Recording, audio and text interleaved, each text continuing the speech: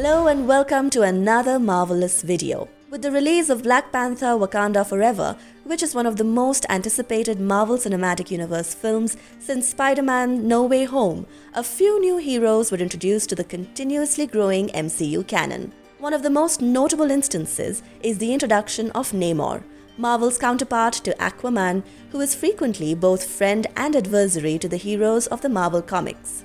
In addition, two more key characters have made their appearance in Black Panther Wakanda Forever. Yes, these two characters will play a significant role not only in the next Black Panther movies, but in the MCU as a whole. Stick with us to find out who those two characters are. Before we go into our explanation, we have a very small request.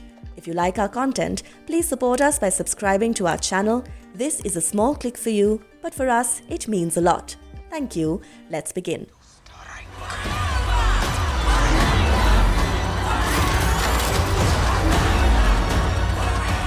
Future of the Black Panther saga. The epic dramatic saga of two kingdoms, Talokan and Wakanda, struggling for sovereignty of their future kingdoms, is told quite magnificently in Black Panther Wakanda Forever. Despite all of the emotional high points in the highly anticipated Black Panther sequel, the Marvel Cinematic Universe's most significant revelation occurs during the mid-credit scene.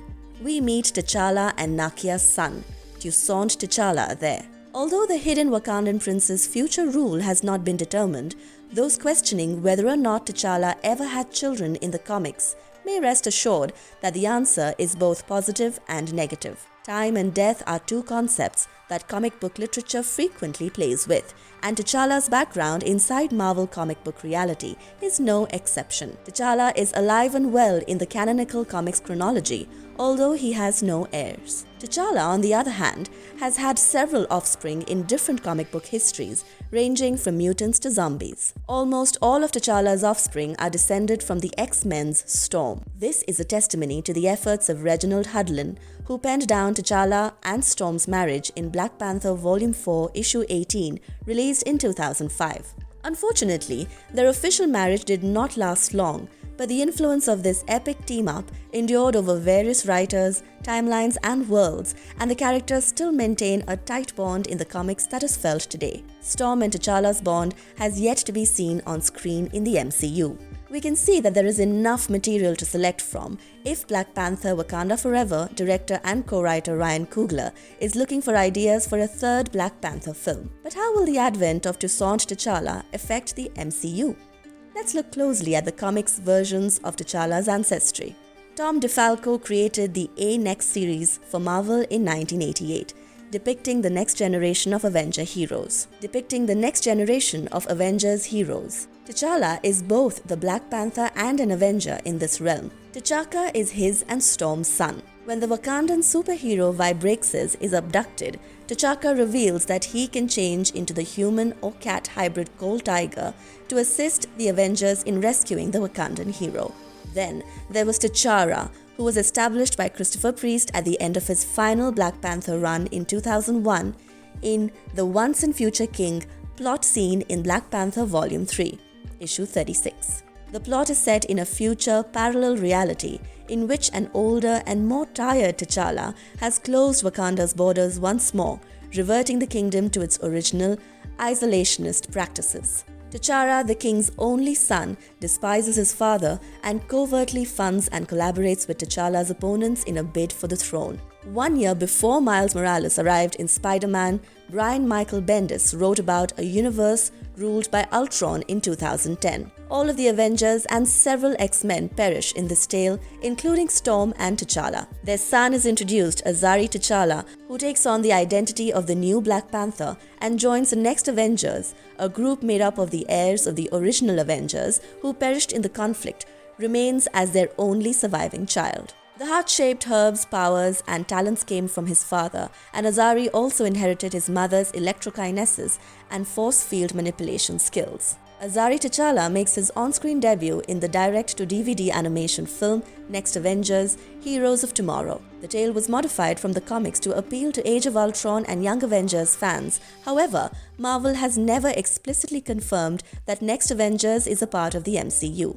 The film is also not available on Disney Plus, where the rest of the MCU releases are. Apart from these, there are other children and relatives of Black Panthers, as well as in other comic books like T'Chaka, the Second, and Tiwari. If Coogler decides to make a third Black Panther film, he will have a wide range of source material to pick from. It makes the most sense to draw influence from Azari T'Challa's plot from New Avengers, especially given that the MCU is getting ready for a new generation of superheroes to assume the helm. Additionally, because Toussaint T'Challa is a new character and his mother Nakia isn't alive in the comics, neither of them are constrained by comic canon. In light of this, Coogler and Kevin Feige are free to make the future Black Panther anything they choose. Now, it's time to talk about our second character in focus.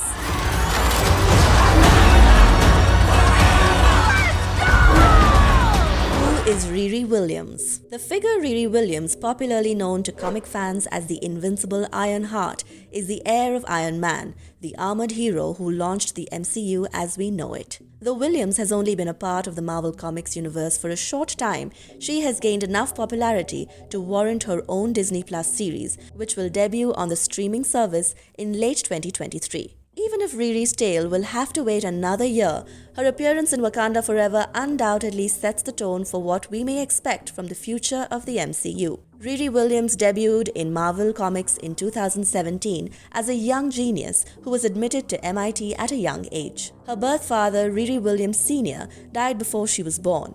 Thus, she was raised by her mother, stepfather and sister. Later, we will find that Riri Williams Sr. is still alive and is connected to the 10 Rings, which might make its way into the MCU and fulfill the 10 Rings will return clue revealed at the end of Shang-Chi and the Legend of the 10 Rings. She was inspired by one of her favorite heroes, Tony Stark, and built her own armor to fight evil wherever it may be. She eventually met Stark and he enlisted Riri to join the Second Civil War, but when Stark was put out in the conflict, Williams filled the Iron Man-shaped vacuum and became the invincible Ironheart. Even though Black Panther Wakanda Forever represents Riri Williams' introduction to the Marvel Cinematic Universe, the movie isn't her origin tale by any means. By the time Shuri and Okoye find and meet Riri, she is just like how she is in the other comics. She is a Chicago native, an MIT student, and has been developing her personal iron suit for a considerable time. Williams' scientific achievements at the age of 19 have piqued the US government's interest, notably her device that can identify the most elusive metal on the planet. No points for guessing the metal? Yes, it's vibranium. Riri eventually joins Shuri and the people of Wakanda in a last struggle against the Talokanal, utilizing Wakanda's resources to create herself a considerably more sophisticated Ironheart suit capable of flying. When Riri is preparing to return to the United States, she tells Shuri to seek her up in Chicago if she ever needs anything. At this year's D23 Expo, Marvel Studios president Kevin Feige and Ironheart executive producer Ryan Coogler provided some additional details on the upcoming standalone series Ironheart. They confirmed that the show's theme will be technology versus magical powers. Riri clearly represents technology, and she'll be pitted against the Hood, a violent crime lord whose iconic hood grants him demonic abilities. After Ironheart, we're likely to see Riri Williams in the MCU again, potentially in the subsequent Armor's Wars adaptation, starring Don Cheadle as James Rhodes, also known as War Machine, who of course has a solid link to Riri's favorite hero. For the surface world.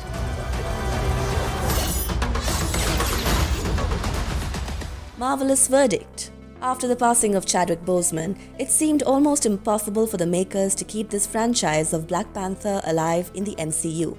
But they really proved us wrong, as this movie was nothing less than an emotional roller coaster. It's very early to predict which route the creators would want to take in the next Black Panther film, but we can be confident about one thing, that it would be a spectacle. For those still grieving over Chadwick Boseman's death, Rihanna's hauntingly beautiful Lift Me Up allows us to say our final goodbyes as the titles roll in the end. Have you seen Black Panther Wakanda Forever yet? Let us know how you liked it. And if you liked our content, don't forget to leave a like and subscribe to us if you haven't already. Have a good one and be safe. Thanks everyone.